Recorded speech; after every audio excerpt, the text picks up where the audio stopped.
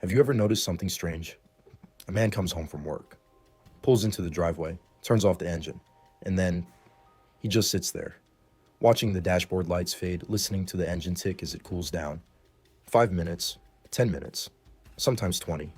No music, no phone, no conversation, just silence. He has arrived, but he hasn't returned yet. He is suspended between two worlds, the world that demands everything from him and the world that needs everything from him. Most people assume he's avoiding something, avoiding responsibility, avoiding conversation, avoiding connection. But what if that's not what's happening at all? What if he's sitting there because it's the only place where he doesn't have to be anyone?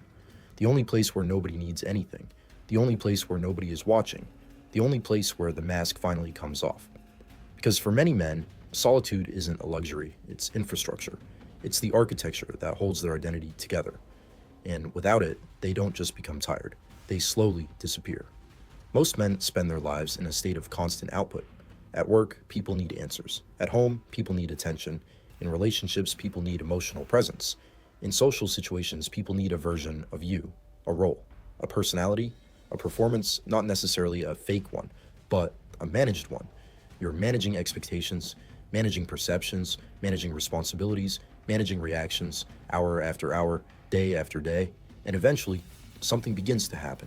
The nervous system starts searching for an exit, not from life, from stimulation, from observation, from responsibility. This is why solitude feels different to many men, because solitude is often the only place where emotional surveillance stops. No one is reading your face, no one is measuring your mood, no one is asking what's wrong. The alarms finally turn off, and for the first time all day, he can simply exist. This is where people misunderstand what's happening. They assume he's thinking about something, planning something, avoiding something, but often he isn't, at least not consciously. He's defragmenting.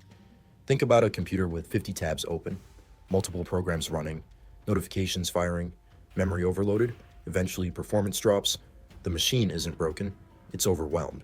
And before it can function efficiently again, it needs space, not more input, less.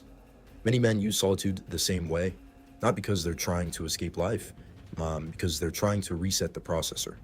When a man feels observed, part of his nervous system remains online, not intentionally, automatically.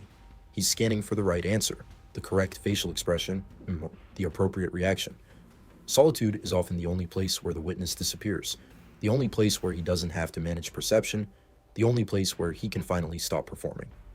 The strange part is that this process rarely looks emotional, it usually looks practical. This is why men often isolate through activities: the gym, video games, fishing, woodworking, long drives, working on a car, projects, tasks. From the outside, these activities appear unrelated to emotional health. But psychologically, they're serving an important function. They occupy the analytical mind, which allows the emotional mind to work in the background, without pressure, without language, without an audience. Many men process emotions sideways, not directly. They don't sit down and announce what they're feeling. They lift weights, they fix something, they build something, they drive somewhere. And somewhere inside those activities, the emotional system begins organizing itself. For many men, the tongue is the last thing to find the truth. The hands find it first. He fixes the sink not because he cares about the plumbing, he reorganizes the garage, he changes the oil, he builds a shelf, he lifts weights, not because the task itself is important, because the rhythm of the task allows his thoughts to stop racing. He isn't avoiding the problem, he's translating it. This is why telling a man, just talk about it, often doesn't work, because he may not know what it is yet. The language hasn't arrived. The processing is still happening. The task isn't avoiding the emotion. The task is creating the conditions where the emotion can finally be understood. Many people assume emotions become clear first and words come second. For many men, the opposite happens. The emotions move around in the background for days, sometimes weeks. The workout helps, the drive helps, the project helps, and only after the internal dust settles does the language finally appear. What looks like avoidance from the outside often feels like unfinished processing on the inside, which leads to one of the biggest misunderstandings in relationships. The isolation isn't usually the problem. The interruption is. Imagine resetting a computer halfway through an update. Imagine waking someone up halfway through sleep. Imagine stopping a movie halfway through the final scene. Something remains unfinished. Many men experience solitude the same way. The process requires completion, and when they're pulled out before that completion happens, something strange occurs. Irritability, distance, snappiness, withdrawal. Not because they wanted to be alone forever, because the recalibration never finished. The nervous system remained overloaded. And now another demand has arrived before the previous one was resolved. This creates a paradox. The more someone worries about the distance, the more they try to close it. The more they pull, the more they ask, the more they push for engagement, and the more overwhelmed the man becomes, which causes him to retreat even further. Not because he doesn't love them, because he still hasn't found himself again.